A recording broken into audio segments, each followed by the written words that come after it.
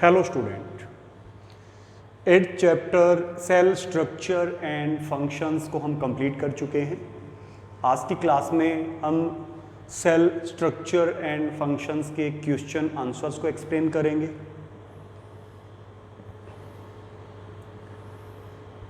Text book questions, आपको true और जो स्टेटमेंट है ट्रू और फॉल्स इंडिकेट करना है।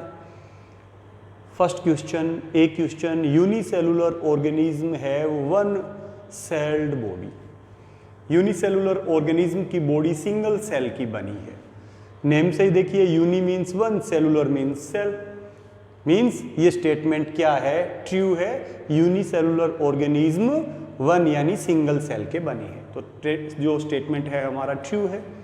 मसल सेल्स आर ब्रांच्ड, कि जो मसल सेल्स जो हमारी बॉडी की मसल्स में प्रेजेंट होती है वो ब्रांचड होती है, ये स्टेटमेंट फॉल्स है। मसल सेल्स ब्रांचड नहीं होती।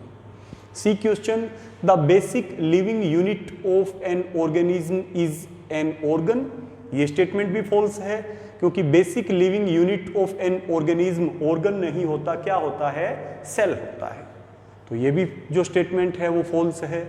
Amoeba has irregular shape. Amoeba जो एक सिंगल सेल वाला एनिमल है, उसके सेल की शेप चेंज होती रहती है, इररेगुलर शेप है, तो हमारा ये स्टेटमेंट जो है वो ट्रू है। यूनिसेलुलर ऑर्गेनिज्म है one celled body, true statement है। Muscle cells are branched, false statement है।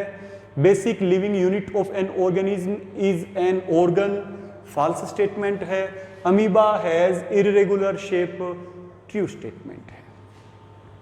Second question, make a sketch of the human nerve cell, what functions do nerve cell perform. ये हमारा answer है। पहले तो हमें नर्व सेल की स्ट्रक्चर जो है उसका एक डायग्राम बनाना है। ये वाला जो उसका सोलन फूला हुआ पार्ट है उसे हम सेल बॉडी कहेंगे। सेल बॉडी से ये जो फाइबर्स निकले हैं इनको हम डेंड्राइट्स कहेंगे। इस सेल बॉडी में ये एक स्ट्रक्चर प्रेजेंट है न्यूक्लियस, और सेल बॉडी से पीछे की ओर ये एक थिक रस्से जैसी स्ट्रक्चर निकल रही है जिसे हम कहेंगे एक्सोन। ये सेल बॉडी में न्यूक्लियस, सेल बॉडी में ये डेंड्रोन और डेंड्राइट्स, और पीछे की ओर एक्सोन।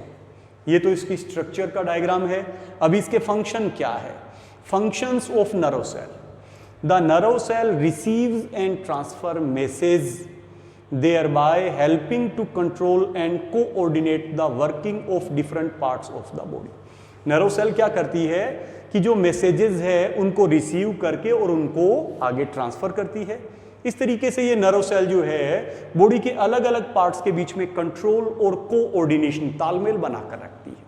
तो इसका फंक्शन क्या है नर्व सेल का, ये जो मैसेजेस है उनको रिसीव करके आगे ट्रांसफर करती है और बॉडी के अलग अलग पार्ट्स के बीच में कंट्रोल और कोऑर्डिनेशन बनाकर रखती है। नेक्स्ट क्वेश्चन हमारा है, right short notes on the following. किस पे हमें शॉर्ट नोट्स जो है वो बनाने हैं, लिखने हैं। Cytoplasm, nucleus of a cell. पहले cytoplasm, it is a jelly like substance. ये एक जेल जैसा सब्सटेंसेस है। कहाँ है, between cell membrane and nucleus. Cell membrane के अंदर है, न्यूक्लियस से बाहर है, एक जेल जैसा मटेरियल है। वेरियस कंपोनेंट्स और organelles of cells like mitochondria, ribosomes are present in the cytoplasm. अब इस साइटोप्लाज्म में बहुत से सेल ऑर्गेनेलीज, जिसमें से हमें दो एग्जांपल लिखे हैं, माइटोकॉन्ड्रिया, राइबोसोम, और भी बहुत से ऑर्गेनेलीज इस साइटोप्लाज्म में प्रेजेंट होते हैं। तो क्या है साइटोप्लाज्म, ये सेल मेम्ब्रेन और न्यूक्लियस के बीच में फिल्ड एक जेली जैसा मटेरियल है। राइबोसोम, माइटोकॉन्ड्रिया जैसे बहुत से ऑर्गेनेलीज इस साइटोप्लाज्म में प्रेजेंट होते हैं। Second, nucleus of cell. Nucleus of cell, nucleus is a spherical dense situated commonly in the centre of a cell. ये क्या है, एक स्फीरिकल शेप का एक स्ट्रक्चर है जो कॉमनली सेल के बिल्कुल सेंटर में प्रेजेंट होता है। Nuclear membrane separate the nucleus from cytoplasm. इस न्यूक्लियस के बाहर क्या है, न्यूक्लियर मेम्ब्रेन है जो साइटोप्लाज्म से इसे सेपरेट करती है। This membrane is porous. अब न्यूक्लियस के बाहर ये जो न्यूक्लियर मेम्ब्रेन है उसमें बिल्कुल छोटे छोटे पोर होते हैं, porous, and allows the movement of material between the cytoplasm and inside the nucleus. अब न्यूक्लियस के बाहर की ये जो न्यूक्लियर मेम्ब्रेन है वो पोरस है, छोटे छोटे पोर्स है, जिसमें से न्यूक्लियस के अंदर के न्यूक्लियोप्लाज्म से और बाहर साइटोप्लाज्म में जो मटेरियल्स है उनका एक्सचेंज चलता रहता है। फिर न्यूक्लियस के अंदर एक पर्टिकुलर स्फीरिकल शेप की स्ट्रक्चर और प्रेजेंट है, एक ग्रेन्युलर स्ट्रक्चर और प्रेजेंट है जिसको हम न्यूक्लियोलस कहते हैं। और फिर न्यूक्लियस का function, nucleus control the various activities of the cell, cell की सभी एक्टिविटीज को न्यूक्लियस कंट्रोल करती है। तो क्या है न्यूक्लियस? न्यूक्लियस सेल के कॉमनली सेल के सेंटर में प्रेजेंट एक स्ट्रक्चर है। इसके बाहर न्यूक्लियर मेम्ब्रेन है जो इसे साइटोप्लाज्म से सेपरेट करती है। न्यूक्लियर मेम्ब्रेन में छोटे छोटे पोर्स है जिससे क्या होगा कि साइटोप्लाज्म और न्यूक्लियस के बीच में जो मटेरियल है उनकी मूवमेंट चलती रहती है। न्यूक्लियस में फिर एक छोटी सी स्ट्रक्चर और प्रेजेंट है जिसे न्यूक्लियोलस कहते हैं और न्यूक्लियस सेल की अलग अलग सभी एक्टिविटीज को कंट्रोल करती है। हमारा फोर्थ क्वेश्चन है which part of a cell contains organelles. Cell का कौन सा पार्ट जो है उसमें ऑर्गेनेलीज प्रेजेंट है? अभी हमने साइटोप्लाज्म वाला किया था। सेल के साइटोप्लाज्म में क्या प्रेजेंट होते हैं? ऑर्गेनेलीज। तो हमारा आंसर क्या होगा? सेल के कौन से पार्ट में ऑर्गेनेलीज प्रेजेंट है? साइटोप्लाज्म। फिर make sketches of animal and plant cell.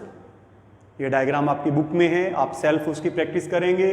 Plant और एनिमल सेल के डायग्राम बनाएंगे।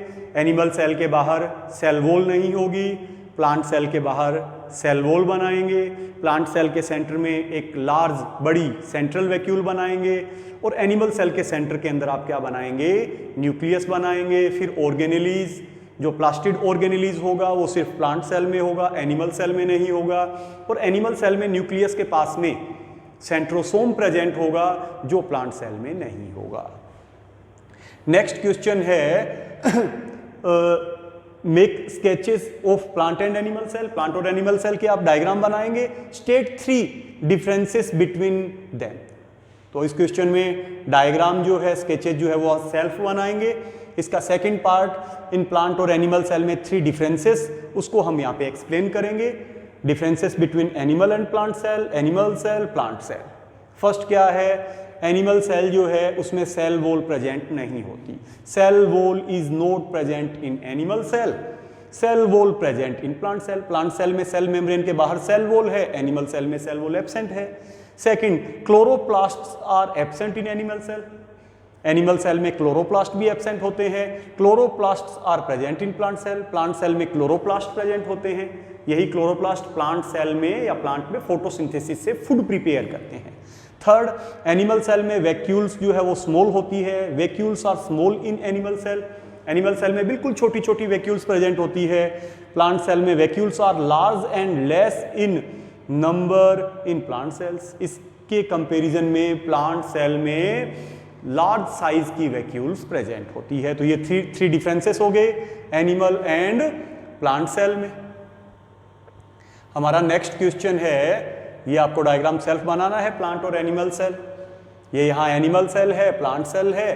प्लांट सेल के बाहर सेल वॉल है, एनिमल सेल में नहीं है। तो आपकी बुक में भी डायग्राम है, उसकी आप प्रैक्टिस करें। Next, state the difference between eukaryotes and prokaryotes. Eukaryotes और प्रोकैरियोट्स में डिफरेंस आपको बताना है। यूकेरियोट्स ऐसे ऑर्गेनिज्म है जिनमें यूकेरियोटिक सेल है, एडवांस्ड सेल है, डेवलप्ड सेल है। प्रोकैरियोट्स ऐसे ऑर्गेनिज्म है जिनमें प्रीमिटिव टाइप की लेस डेवलप्ड सेल है। ऐसी सेल्स जो पूरी डेवलप नहीं है वो प्रोकैरियोटिक सेल है। प्रोकैरियोटिक सेल वाले ऑर्गेनिज्म प्रोकैरियोट्स है। और जिनमें यूकेरियोटिक सेल कौन सी है? पूरे तरीके से जो डेवलप्ड सेल है वो यूकेरियोटिक सेल है। ऐसे ऑर्गेनिज्म यूकेरियोट्स है। तो यूकेरियोट्स और प्रोकैरियोट्स में क्या डिफरेंस है? Eukaryotes they have well organised nucleus. इनमें यूकेरियोटिक सेल है। यूकेरियोटिक सेल में well organised, well developed nucleus present है। प्रोकैरियोट्स के अंदर वेल ऑर्गेनाइज्ड और वेल डेवलप्ड न्यूक्लियस प्रेजेंट नहीं होता। फिर यूकेरियोटिक सेल में वेल ऑर्गेनाइज्ड न्यूक्लियस है तो न्यूक्लियस के बाहर न्यूक्लियर मेम्ब्रेन भी है। प्रोकैरियोटिक सेल जो प्रोकैरियोट्स होंगे उनमें वेल ऑर्गेनाइज्ड न्यूक्लियस नहीं है। न्यूक्लियस नहीं है तो उसके बाहर न्यूक्लियर मेम्ब्रेन भी नहीं है। फिर यूकेरियोट्स के एग्जाम्पल कौन से हैं? Bacteria and blue green algae. तो यहाँ पे हम थोड़ा सा इसमें चेंजेस करेंगे। एग्जाम्पल जो bacteria and blue green algae है ये हमारे एग्जाम्पल किसके हैं, ये हमारे एग्जाम्पल प्रोकैरियोट्स के हैं। आप चेंज कर लेंगे अपनी गाइड के अंदर, example bacteria and blue green algae ये किसके एग्जाम्पल होंगे, हमारे प्रोकैरियोट्स के। और all organism other than bacteria and blue green algae, blue green algae और बैक्टीरिया के अलावा जो ऑर्गेनिज्म होंगे वो हमारे एग्जाम्पल होंगे यूकैरियोट्स के। क्लियर है? तो थर्ड जो इसके अंदर डिफरेंस है उसको आप एक्सचेंज करेंगे। ये हमारा जो एग्जाम्पल बैक्टीरिया और ब्लू ग्रीन एल्गी का है वो प्रोकैरियोट्स का है। All organism other than bacteria and blue green algae ये हमारा एग्जाम्पल यूकैरियोट्स का है। क्लियर है? 3 डिफरेंसेस हो गए। Next 7th question, where are the chromosomes found in a cell, state their functions. जो क्रोमोसोम्स है वो सेल में कहां प्रेजेंट होते हैं और इनका फंक्शन क्या है। Chromosomes are thread like structure, ये धागे की जैसी स्ट्रक्चर से है। कहां प्रेजेंट होते हैं, present in the nucleus of cell, ये सेल के न्यूक्लियस में प्रेजेंट है। थ्रेड लाइक स्ट्रक्चर्स है जो न्यूक्लियस में प्रेजेंट है। इनका फंक्शन क्या है, दे कैरी द कैरेक्टरिस्टिक्स, जिनको हम कैरेक्टर्स कह दें, हमारी बॉडी के लिविंग बीइंग के जितने भी कैरेक्टर्स है उनको पेरेंट्स से उनके ऑफस्प्रिंग यानी उनके चिल्ड्रन में, पेरेंट्स से उनके चिल्ड्रन में ये जो कैरेक्टर और कैरेक्टरिस्टिक्स है उनको कौन कैरी करता है, उनको क्रोमोसोम्स कैरी करते हैं।